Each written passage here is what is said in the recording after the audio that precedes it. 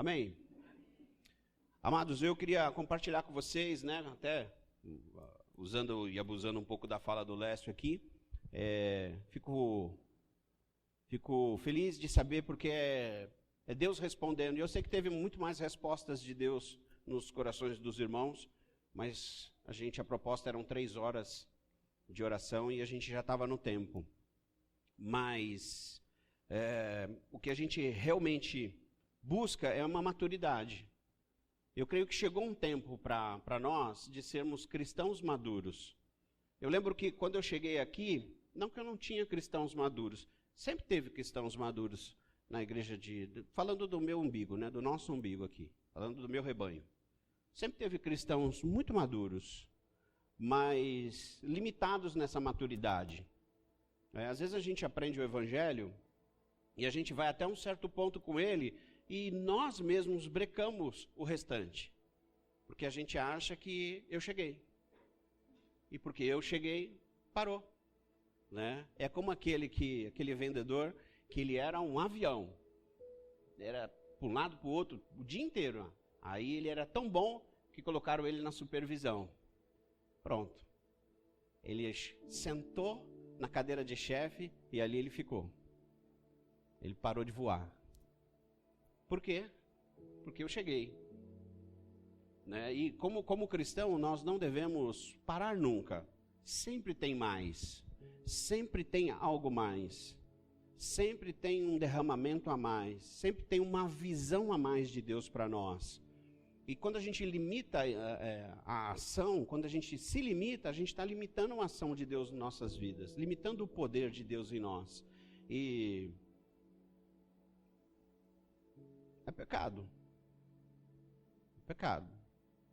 Para você que é mais velho, já que o Lécio falou que é um culto para maturidade, você está errando, está errado.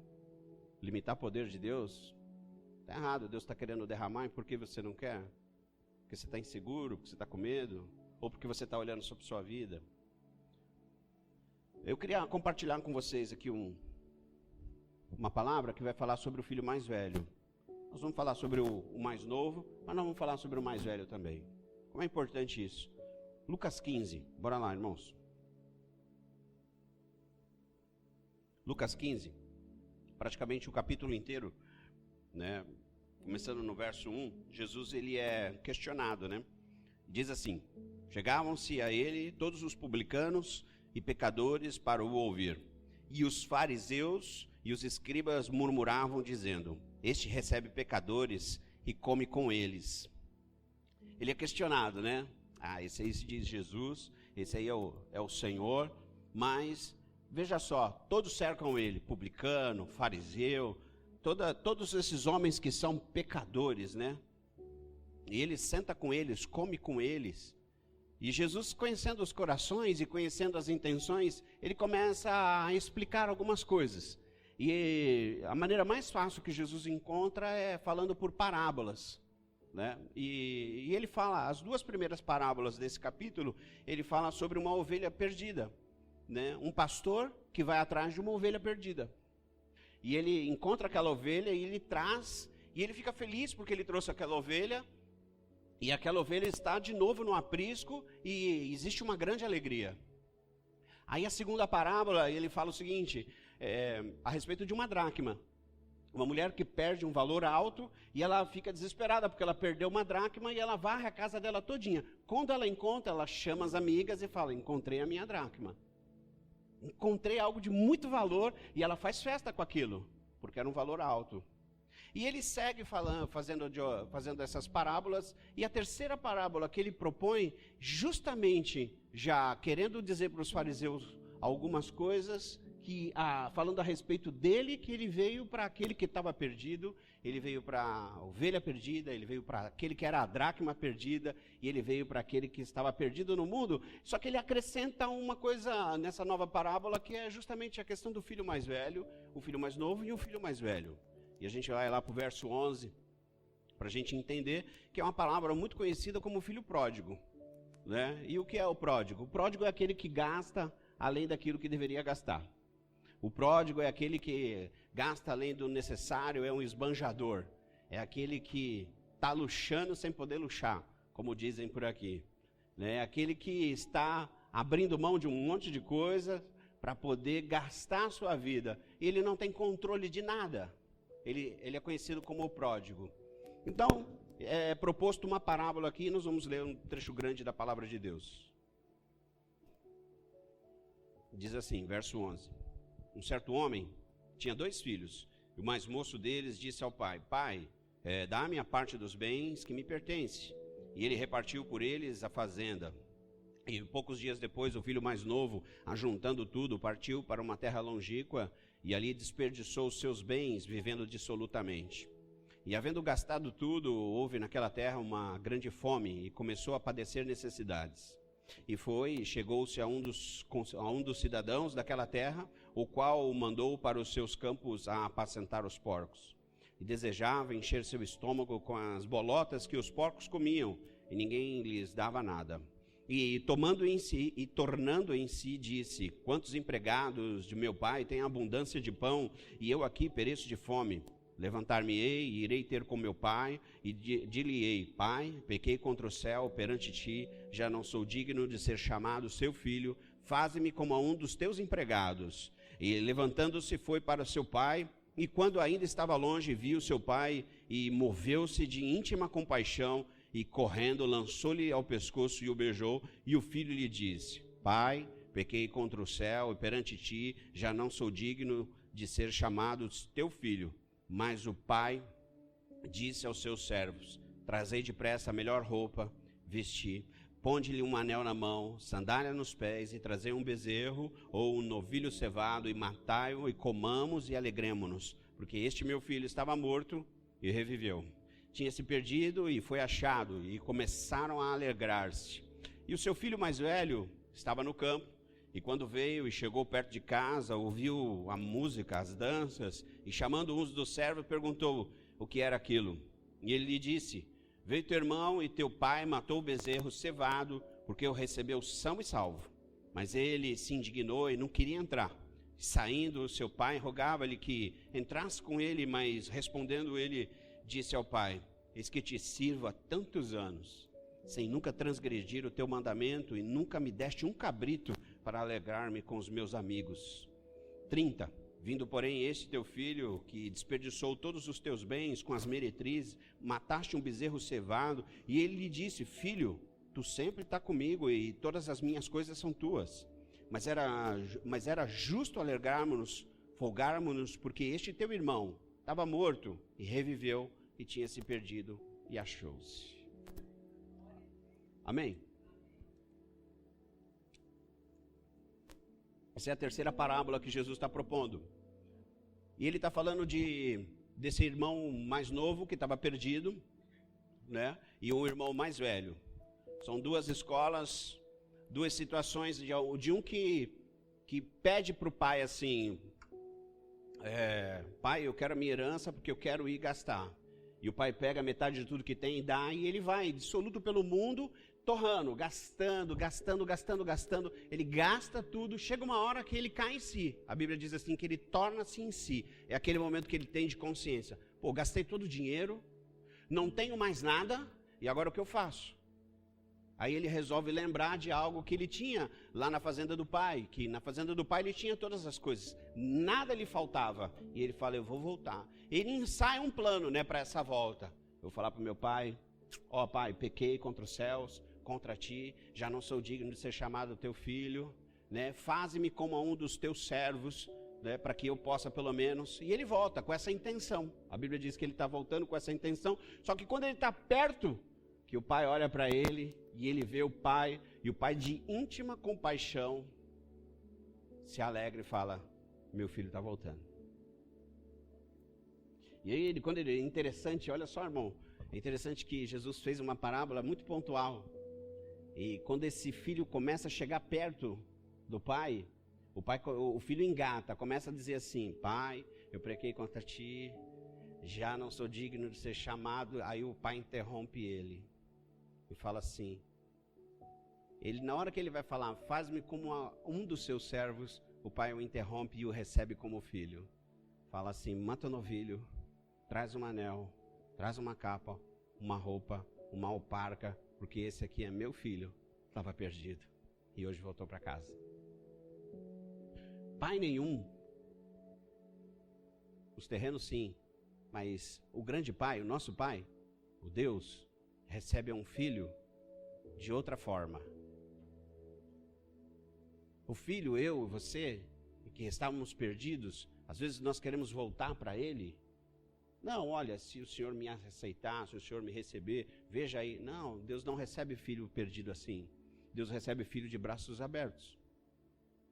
Era o que Jesus estava falando para aqueles fariseus que estavam ali olhando e contemplando. E esse irmão mais novo, ele representa os pecadores. Aqueles que estavam perdidos, vivendo uma vida do jeito que queria, gastando toda a vida e não reconheciam quem Deus era ou quem era o Pai. Porque o Pai aqui é a figura de Deus. E o irmão mais velho, ele é a figura do fariseu. Esse irmão mais velho, ele é o fariseu porque ele são duas coisas. Um sai, gasta tudo. O outro fica e obedece. Então, a gente tem uma primeira parte falando daqueles que estão perdidos, e Jesus está falando na segunda parte daqueles que estão reunidos aqui. E muitos dos irmãos mais velhos que nós podemos mencionar somos nós. Nós somos os irmãos mais velhos. Nós estamos aqui. Somos nós que garantimos o funcionamento de tudo. Somos nós que pagamos a conta. Somos os irmãos mais velhos, justamente dessa palavra. Agora, interessante a gente entender que ambos os filhos estavam distantes do pai. Os dois, tanto o mais novo quanto o mais velho. O mais novo não queria saber dele, queria saber da herança. O que você pode me dar? O mais velho ficou e falou, eu estou te obedecendo, eu mereço receber. Os dois estavam distantes. Nenhum dos dois ama o pai. Né? Nem o mais novo, muito menos o mais velho, porque eles amam o que o pai pode dar. E o pai pode dar muita coisa, porque o pai é rico. Ele é farto. Não há falta no nosso pai. Nenhuma, não há falta nenhuma. Mas tanto um como o outro, irmãos, estão distantes. E o interessante dessa palavra é que a gente... Quando depois que vem aquela celebração toda, que o irmão mais velho está no campo, cuidando das coisas do pai, quando ele vai retornando, ele pergunta para o servo, que festa é essa aí? Que barulho é esse? Que bagunça é essa aí?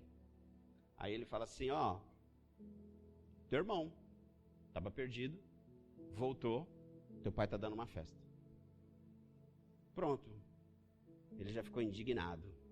A Bíblia diz assim que ele não entra na festa. Na verdade, nenhum dos dois querem o pai. Isso fica muito claro para nós. Porque o mais novo, ele tem uma intenção de conquistar algo do pai. E como é que ele conquistou algo do pai? Como é que ele conseguiu grana do pai? Ele exigiu. Falou, me dá a minha parte. Eu quero a minha parte porque eu vou para o mundo, eu não quero ficar aqui. Eu quero a minha parte. É aquele que busca só aquilo que lhe interessa. E quando você pensa na herança de alguém, você está desejando o quê? A morte. Porque só tem herança quando há morte. Né? E era isso, aquele filho, ele não queria nem saber, ele queria viver a vida, ele queria aproveitar tudo. E ele chega para o pai e fala, eu quero. E ele recebe até uma grande parte e ele vai embora, ele vai viver do jeito que ele queria. Agora, o mais velho, como é que ele consegue a grana? O mais velho, ele fica. Aí ele obedece. Ele obedecendo, ele se sente bom. Não, eu sou bom, eu estou aqui, estou cuidando das suas coisas, estou cuidando da fazenda, estou cuidando da família, estou cuidando dos seus interesses, eu estou aqui, eu te obedeço. Ele está tentando o quê? Proteger o quê? A grana dele. O direito dele de herança. O mais velho, normalmente, ele sempre tenta controlar tudo. Ele sempre tenta ter razão. E a gente precisa abrir a nossa mente para poder entender quem é Jesus hoje nas nossas vidas. Jesus, ele é um exemplo de como a gente ter algo, ou ele é o nosso Salvador? Porque Jesus, ele é modelo. Ele é modelo para a gente alcançar nossas bênçãos, ele é modelo para a gente alcançar muitas coisas que nós temos anseio e desejamos. E ele também é um grande modelo, só que a gente precisa ter um entendimento de quem Deus realmente é para nós. Alguém que pode prover algo para mim, ou ele é somente um modelo que eu copio para eu ter algo. Nós precisamos discernir como igreja quem Jesus é na nossa vida. É muito importante, porque se você não conseguir discernir que ele é a razão de todas as coisas, você vai viver com ele uma vida de barganha. E aí é sempre assim, você sempre vai achar que ele está devendo alguma coisa para você. Aqui comigo, deixa o Espírito Santo ministrar a sua vida. Pare para pensar se você se sente credor de alguma coisa, por algo que você faz. Nós tivemos agora um momento de oferta aqui, né? E eu tenho certeza que muitos de nós se sentem credor de alguma coisa, porque você fez. E é interessante que tanto um como o outro, ele tem falta de bondade, tem bondade nenhuma, ele está pensando nele. O outro tem muita bondade, mas também não adianta de nada, ele está pensando nele. Ambos só pensam em si. Lembra quando a gente falou uns cultos atrás aqui, a respeito da religião? E o que é a religião? A religião, eu obedeço para eu ser aceito. O que eu preciso fazer para eu ser aceito? Obedece, aí você entra, você faz parte. Tenha uma roupa, tenha um formato, aí você vai fazer parte. E o evangelho é o quê? Porque Jesus fez todas as coisas, pagou o preço, me aceitou, e então eu obedeço. Interessante que eu estava escrevendo isso e eu lembrei de algo que eu presenciei aqui na ABB. Fui levar o Azaf lá, num dia lá que estava jogando bola, e estava tendo aquele negócio de moto. Aí tinha, não é motoqueiro, né? Não pode falar motoqueiro. Eu falei motoqueiro outro dia, o irmão ficou ofendido, porque motoqueiro é motociclista. Motociclista. E aí, estava tendo um encontro lá de motociclistas. E eu estava perto da bilheteria ali, o rapaz ele estava querendo entrar, e ele estava até, do jeito, ele tinha até uma capa de couro ali, sei lá como é que chama, né? Um casaco. Um capacete dele não era dos mais bonitos, mas a mulher falou, você não vai poder entrar. E ele estava indignado, por que eu não posso entrar? E ele falando que ele tinha vindo de longe. Ele não podia entrar porque a moto dele era dessas bizinhas. Ele ia estragar a festa. Só tinha motona. E ele falou, não, eu quero falar com o responsável. Eu vim de não sei de onde para participar. Mas ele não podia entrar. E eu fiquei olhando aquilo, me chamou a atenção. Falei, pô, deixa o cara entrar. Né? Tudo bem que ele deve ter me levado 15 dias a mais que todo mundo, mas ele chegou. Não importa. Ele chegou. E é uma questão de pertencimento, né? As pessoas. E ele estava ali indignado. E eu fiquei ali compadecido dele, porque no Evangelho, Jesus está sempre de braços abertos. No Evangelho. Na religião, não. A religião você tem que parecer. Você tem que ter uma motona. Seu filho tem que estudar. Onde seu filho estuda? Teu filho estuda. Aí não é bom. Fraco. Tu é fraco, teu filho é fraco, o teu carro é fraco. Duas coisas perguntaram para mim quando eu cheguei aqui. Que carro eu tinha? Eu falei, como assim? E onde meu filho estuda? Por quê? Quero saber quem você é. Quanto de grana você tem no bolso? Veio de São Paulo. Apresenta aí as suas credenciais. Eu falei, eu vou ter trabalho nesse lugar. Porque o Evangelho recebe todo mundo. Jesus, ele está de braços abertos, ele não negocia. Ele não negocia, ele recebe, ele simplesmente vem. Tu não quer? Vem. Quase que eu falei, lá na minha igreja, cara, tu vai ser o maior motociclista. Bora lá. E ele está lá com a testa brilhando de suor, tadinho do bichinho.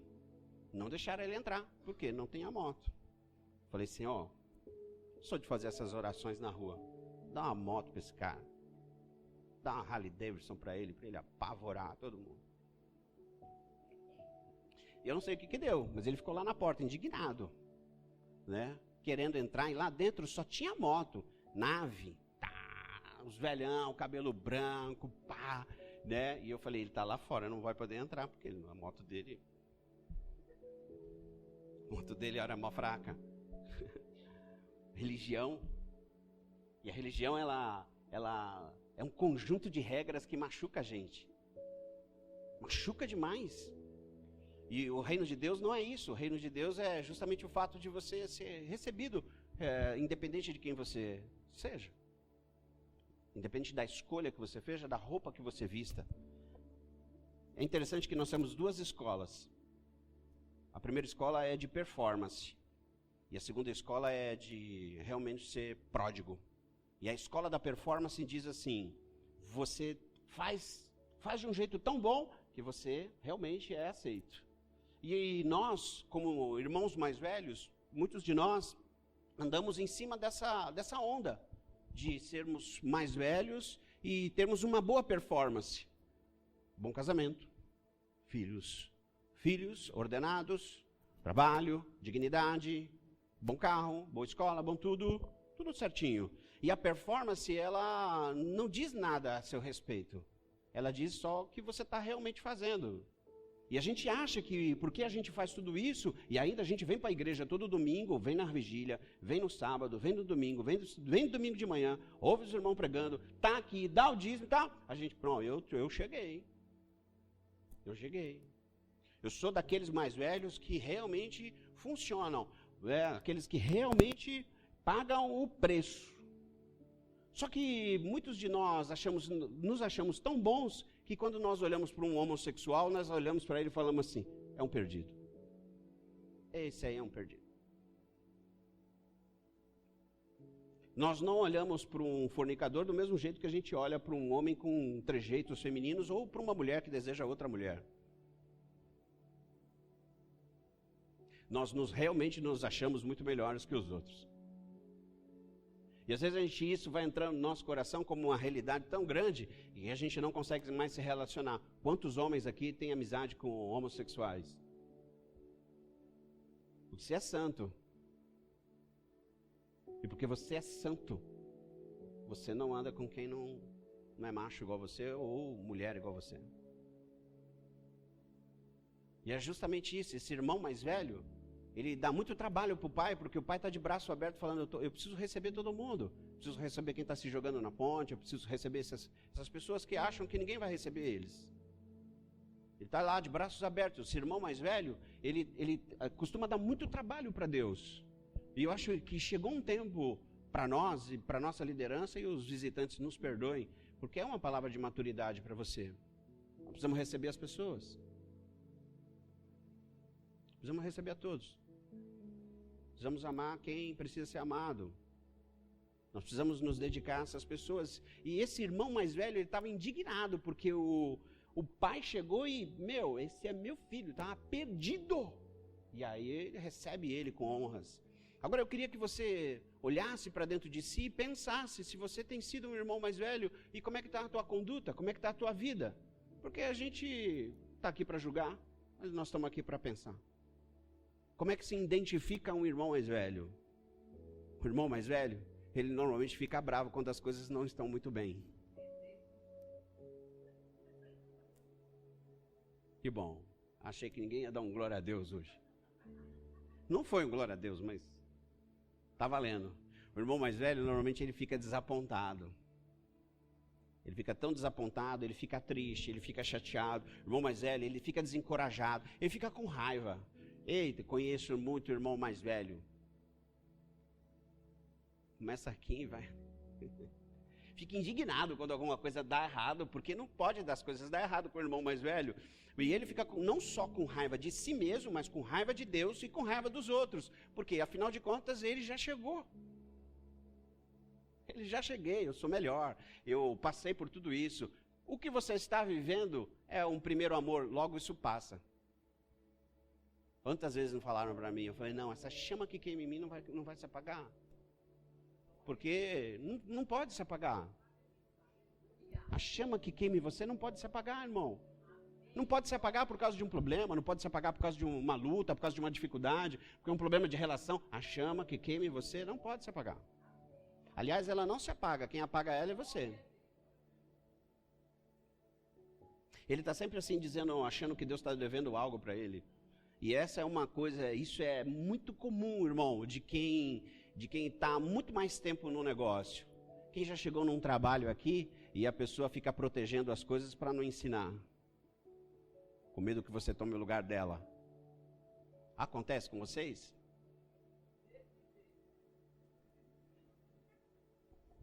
Em São Paulo acontece muito. Trabalhei em multinacional, que você chegava lá, o cara... tem um manual aí, tem que olhar não sei aonde. Se vira, negão. Se vira, porque se você ficar mais rápido do que eu, você vai tomar meu lugar. Se você ficar mais inteligente, mais rápido que eu, se você for mais perspicaz que eu, você toma minha vaga. Eu não quero que ninguém tome minha vaga. É síndrome do irmão mais velho. Não vou te ensinar. Eu não vou dizer para você como é. E aí alguns irmãos mais velhos, quando nós recebemos esses pecadores, e o pai estava recebendo o filho que estava perdido, e aí a gente tem que abraçar ele, e a gente começa a questionar, não, mas isso, não, mas aquilo, não, mas aquilo outro, não, mas aquilo outro. A gente começa realmente a colocar dificuldade nesse irmão que chegou, porque a gente acha que a gente é mais velho, o preço que nós pagamos foi muito maior do que aquele que ele está pagando. E o pior, irmão, para piorar o negócio, quando alguém chega e ele é tremendamente abençoado. Senhor Jesus, o que está acontecendo com os teus anjos? A ordem das bênçãos está errada aí no céu? Que mal chegou, já casou. Eu sou profeta, irmão. Mal chegou, já arrumou um emprego, passou num concurso que eu estou há 15 anos orando, passou na OAB. O que está acontecendo, Jesus? Não tem ordem no céu? Que bagunça é essa? Porque afinal de contas eu sou o irmão mais velho. Eu estou aqui já, Jesus. Já estou esperando o Senhor fazer as coisas. E interessante que quando você critica, quando o irmão mais velho ele é criticado, ou quando você tenta reposicionar ele de alguma forma, ele dá uma racionalizada nas coisas e ele diz que não, ele justifica.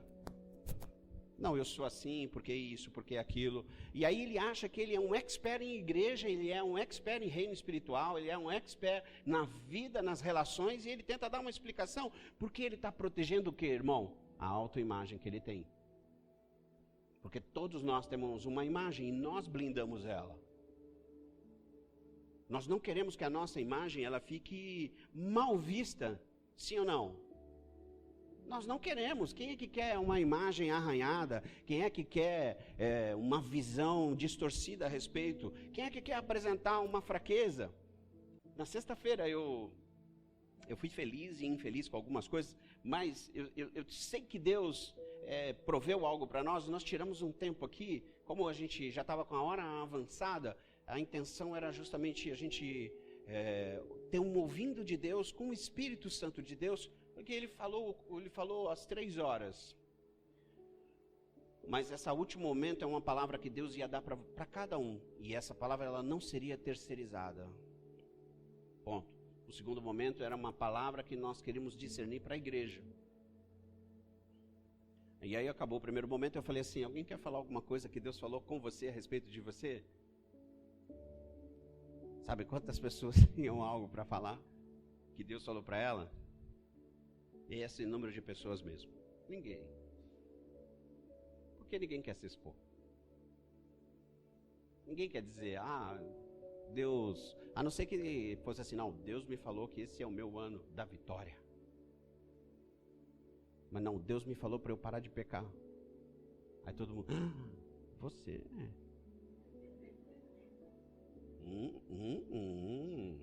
Eu sempre imaginei você santo. E aí você fica com a imagem arranhada. Não é verdade? Então o irmão mais velho, ele está muito preocupado com a autoimagem dele, ele está muito preocupado com a performance dele, ele está muito preocupado com a doutrina, ele defende a doutrina dele.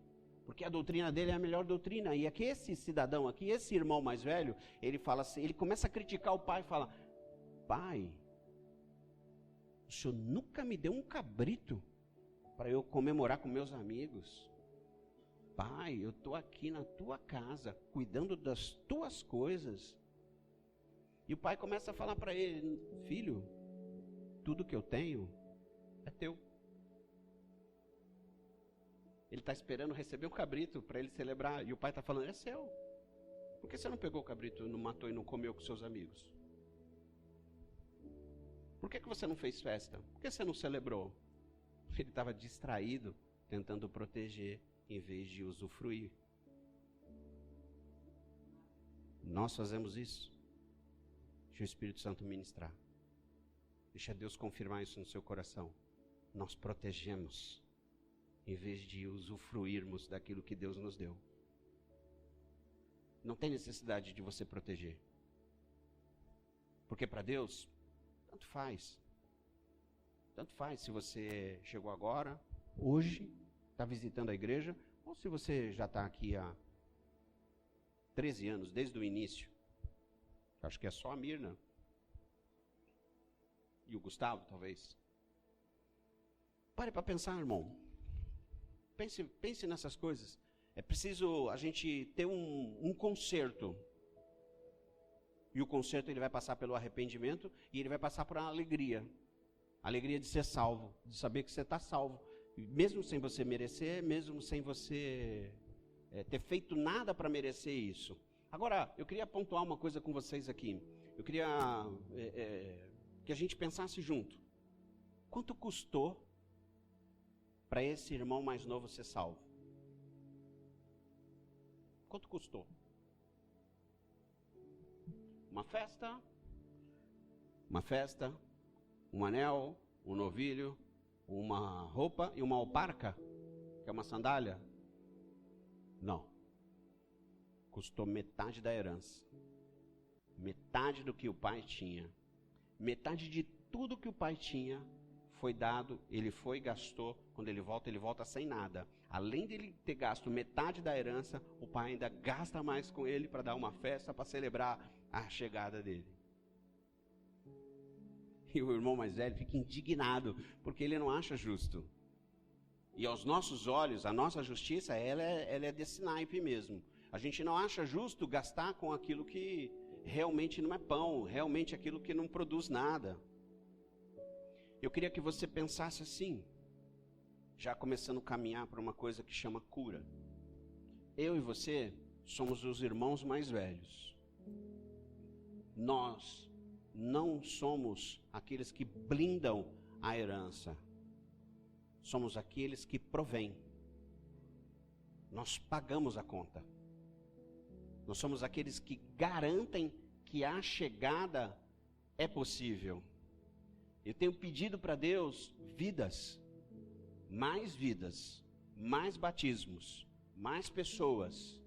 Nós estamos pedindo para Deus, Senhor, libera para nós pessoas que precisam conhecer o Evangelho, que precisam conhecer a verdade. A gente precisa prover, porque quem chega num ambiente provido. Ele não sabe quanto custou estar aqui dentro, ele não sabe nem quanto custa estar aqui dentro. Ele não sabe quando chovia lá no outro lugar, e aqui ainda chove, ainda molha em alguns lugares, né? Parece que me segue essas coisas. Mas teto caindo, ele não sabe quanto custa. Ele não sabe quanto custou eu chegar aqui. Ele não sabe. O tempo todo alguém está provendo. Eu lembro quando eu cheguei aqui e a gente não tinha nada, né? E a igreja também não tinha nada para poder dar para nós. O caixa era nada. Aí teve um irmão lá em São Paulo que falou, você vai? Vou. Tá aqui, ó, uma paulada para pagar a conta. Para quem? Pro Jean. Para você chegar aqui, encontrar uma igreja, um pastor e um Deus que ama você.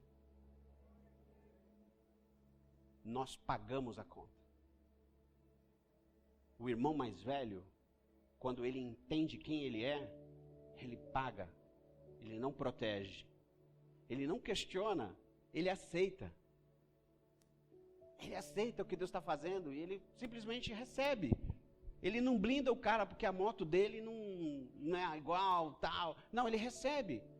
Ele recebe o perdido, ele recebe o abatido, ele recebe o cansado, ele provê, ele paga a conta.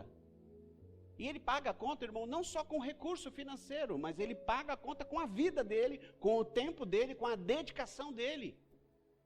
E é isso que Deus está esperando, e justamente isso, quando o pai começa a falar com esse irmão mais velho, ele fala, vamos entrar, é o seu irmão que chegou. E o irmão fala assim, esse aí. Existe às vezes um ciúme desnecessário. Um ciúme que ele é nocivo. Ele não deixa a gente, impede a gente de crescer. Mostra quem você é. Apresenta suas credenciais. Apresenta quem você é. O irmão mais velho, ele não está preocupado em aparecer. Ele simplesmente é. Ele é garantidor. Ele garante. E aprofundando até um pouquinho mais, a gente precisa compreender o seguinte, que o irmão mais velho, quando ele é maduro, ele não só recebe com amor, porque ele não está mais pensando nele. Porque às vezes a gente não levanta para dar um abraço no visitante, não é porque a gente não quer levantar, é porque a gente não tem interesse mesmo. A gente está pensando em nós. O que será que tem para mim hoje? Não existe lugar melhor que a casa de Deus, esse ambiente, para a gente demonstrar amor. Porque é quando a gente está reunido. Fora isso, nas pequenas famílias, nós podemos derramar e mostrar amor. Mas esse é o lugar que a gente tem que demonstrar amor. Esse é o lugar onde a gente realmente tem que evangelizar e entender que Deus está esperando que a maturidade de um irmão mais velho que vai buscar o que está perdido. Qual é o paralelo? Quem é Jesus? Jesus é o irmão mais velho. Jesus não é teu pai. Jesus é seu irmão mais velho. E Deus é o pai. Quando Jesus soube que eu e você estavam perdidos, ele falou, eu vou buscar. E ele foi e resgatou eu e você.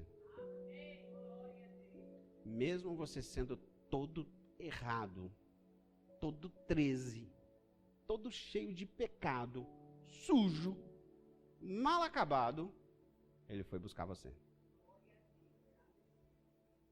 E quando ele buscou você, ele falou, agora eu sou seu irmão mais velho.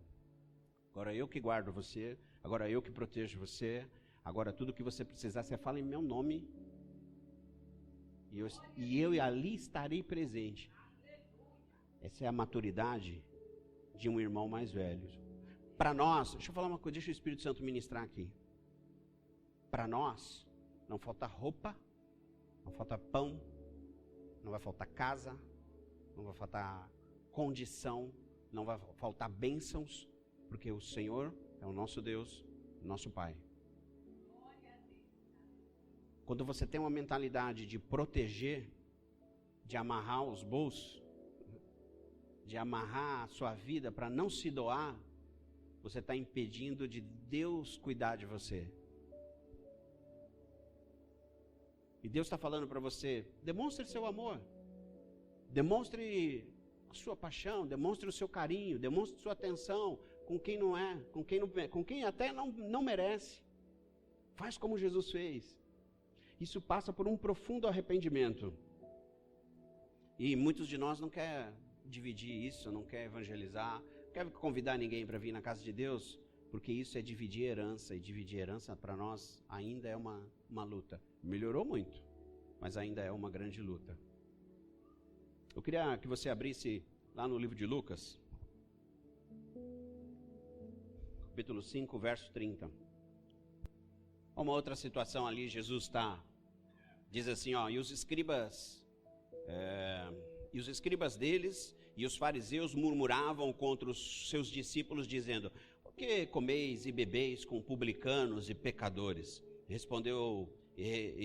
Jesus respondeu e disse, não necessita de médico os que estão sãos, mas sim os que estão enfermos. Eu vim para chamar os justos, mas sim os pecadores ao arrependimento.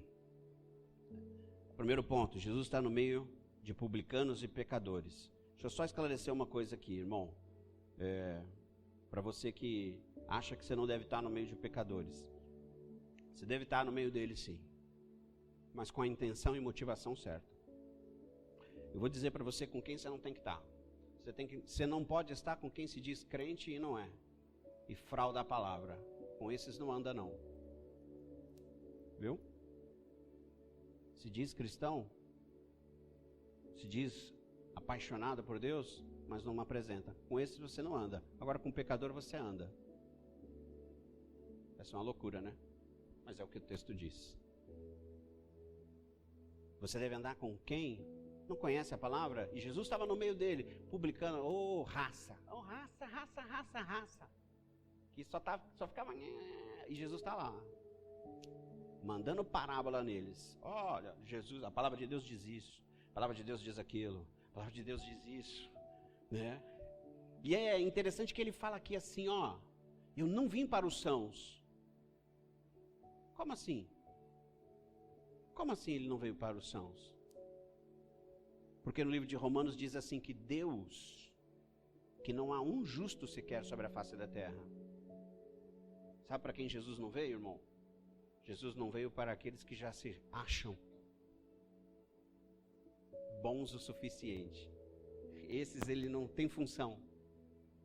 E quando é interessante que quando eu fiquei pensando nesse texto e falando ele fala assim, eu não vim para os que estão sãos, eu vim para aquele que está enfermo. Eu não vim chamar justo, mas eu vim chamar os pecadores ao quê? Ao arrependimento. E o são é justamente aquele que se vê melhor do que a grande maioria. É aquele que se vê mais curado. E quando ele fala de arrependimento, me faz lembrar uma coisa sobre Isaías. Isaías, quando Deus foi chamar Isaías, é a primeira coisa que Isaías fala. Ai de mim que eu vou perecendo. Ele, primeiro de tudo, porque viu o Senhor. Ele se arrepende. E aí ele crê. E uma coisa que acontece muito no nosso meio, quando nós vamos falar do amor de Deus, a gente fala assim, creia no Evangelho, creia na palavra de Deus, creia que Cristo... Mas a gente não fala de arrepender. Não é pregado o arrependimento. E uma transformação genuína, esse irmão mais velho, o que ele precisava acontecer com ele? Ele precisava se arrepender. O que precisa acontecer comigo e com você? Arrependimento. Não é porque eu pareço melhor, que eu sou melhor do que um adúltero, que eu sou melhor do que... Não, todos pecaram. Eu não estou aqui para poder julgar a opção sexual de alguém. Eu estou aqui para dizer, eu amo você. Se você quiser andar comigo, eu vou andar com você. Porque as pessoas estão se matando.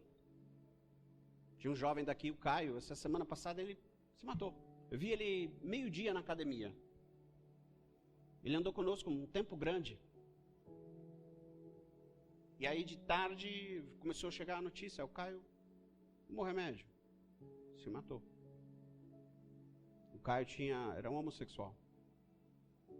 Ele não conseguiu encontrar espaço. Não no nosso meio, ele não conseguiu encontrar espaço em lugar nenhum.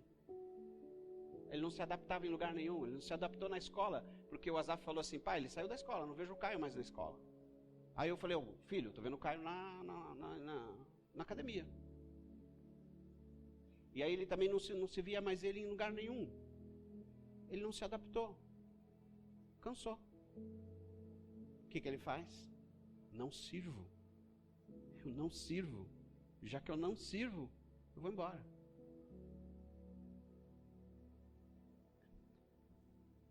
Vamos pensar. Nós somos os irmãos mais velhos. Nós podemos reagir de diversas maneiras. Jesus, quando ele fala assim, arrependei-vos, e o reino de Deus vai chegar na sua vida. E muitos de nós estamos batendo a porta. Eu quero, porque eu sei que você pode me dar. Mas a gente não quer se arrepender dos nossos pecados. A gente não quer se arrepender dos nossos erros. E interessante que Paulo, lá no livro de Filipenses, Filipenses 3, ele começa a falar a respeito de como ele era na vida. Coloca para mim, filho, dá para pôr? Para eu ler aqui. Filipenses 3, ele diz assim: ainda que também podia confiar na carne. Ele fala, eu sou o cara, porque Paulo era fariseu. Se algum outro cuida de que pode confiar na carne, ainda mais eu. Segue. Circuncidado ao 8º dia, da linhagem de Israel, da tribo de Benjamim, hebreu de hebreus, segundo a lei, fui fariseu. Segue. Segundo o zelo, perseguidor da igreja, segundo a justiça que há na lei, irrepreensível. Ele fala assim, eu sou o cara. Porque tudo que poderia ser, eu fiz. E quando era para perseguir, eu não dava moleza, eu perseguia, porque foi para isso que eu fui levantado. Então não havia misericórdia. E aí lá no livro de Timóteo, o mesmo Paulo, que era fariseu, e o fariseu, irmão, conhece a palavra, dá nó em você. O fariseu conhece o texto, Paulo foi estudado com Gamaliel, um dos maiores sábios da época, conhecia a Torá de cabo a rabo, de frente para trás para frente, tudo Paulo conhecia. E ele sabia com quem ele estava lidando. Eu sei do que eu estou fazendo. Eu não sou neófito, não. E aí, lá no livro de Timóteo, acho que eu separei também. Ele diz assim, esta é uma palavra fiel e digna de toda a aceitação, que Cristo Jesus veio ao mundo para salvar os pecadores, dos quais eu sou o principal. E ainda segue, tem mais um, não tem? Mas por isso alcancei misericórdia, para que em mim, que sou o principal, Jesus Cristo mostrasse toda a sua longanimidade, para exemplo dos que haviam de crer nele para a vida eterna. Ele fala assim, eu sou exemplo. Eu era o cara em tudo que eu fazia, mas hoje eu sou o principal pecador. Ele admite, ele reconhece, ele se coloca por baixo, ele se humilha, dizendo, no mundo eu sou bom, mas na tua presença eu sou o principal pecador. Paulo é um daqueles irmãos mais velhos que consegue reconhecer. Uns dias atrás a gente falou de uma parábola também. Uma parábola não, de uma situação de uma mulher pecadora. E ela começa a perfumar Jesus, né? E eles estão ali na casa ali de Simão, e Simão só olhando aquilo, só olhando. E Simão pensou, se ele soubesse o quanto essa mulher é pecadora, ele não lidava nem com ela. Aí Jesus, conhecendo, falou, Simão, por que tu está se achando melhor que ela? Eu cheguei aqui, tu não me deu água. Cheguei aqui, tu não me deu um beijo. Cheguei aqui, tu não cuidou de nada de mim. Essa mulher não para de me beijar. Essa mulher não para de mostrar, de me reconhecer. No final, Jesus fala assim, todos os pecados dessa mulher estão perdoados. Quem é Simão? O irmão mais velho, o fariseu, que sabe, que conhece, que entende que chegou num lugar, mas não quer reconhecer que depende de Deus, mesmo que você alcance, irmão, mesmo que você alcance os mais altos céus, mesmo que o seu nome seja levado nos 4 cantos da face dessa terra, mesmo que você se torne aquele que é imprescindível, isso não se compara. Você sempre vai ser um pecador. Você sempre vai ser alguém que precisa demais de Deus. Muito. Toda transformação. E o que eu quero salientar com você aqui. Qual é a chave da mudança? Como é que eu viro minha mente? Só se arrependendo. Se arrependendo de você às vezes achar que você é melhor do que o outro. Às vezes achando, né? E quantos de nós às vezes não chegam? Pastor, eu estou vivendo isso. Mas pastor, olha, eu procuro fazer tudo certo. Pastor, eu tento isso, eu tento aquilo outro. Eu tenho orado por isso. Pastor. Bem, irmão, vamos orar por você. Você está vivendo um desafio na sua vida. É porque você está vivo. E talvez isso seja a forma que Deus está chamando a sua atenção para você ser transformado. Não é para você ficar aí. É para você se tornar um irmão mais velho, maduro, consistente. E há aqueles ainda que lamentam a ação do Espírito, porque ainda não quer buscar. E quando o Espírito age, questiona. Tem certas coisas que não nos cabe a questionar. A gente vive, a gente aceita. Por quê? Porque nós somos família. Nem tudo é perfeito. Essa é a realidade do Evangelho. Isso é o nosso dia a dia. A gente ama quem está do nosso lado, porque nós conseguimos amar nós mesmos e conseguimos olhar nela e ver assim: vejo Cristo em você, irmão. Amém? Vire para quem está do seu lado e diga assim: vejo Jesus em você, meu irmão. Abençoe seu irmão, aproveita para abençoar ele. Os irmãos do louvor podem subir. O Evangelho é uma liberdade imensurável que Deus deu para você de graça. É um fluir. A gente tem buscado isso. E eu queria que você buscasse isso. Sabe? A gente tem olhado muito para dentro de nós, né? Quem é a membresia sabe. A gente tem, o direcionamento que o Espírito Santo tem nos dado é: olhe para dentro de si. E a gente tem olhado para dentro de si e buscado o arrependimento, buscado a transformação, buscado uma mudança e pedido perdão e pedindo para que o Espírito de Deus traga para nós a revelação daquilo que é a vontade dele. Amém? Feche seus olhos um pouco. Feche seus olhos.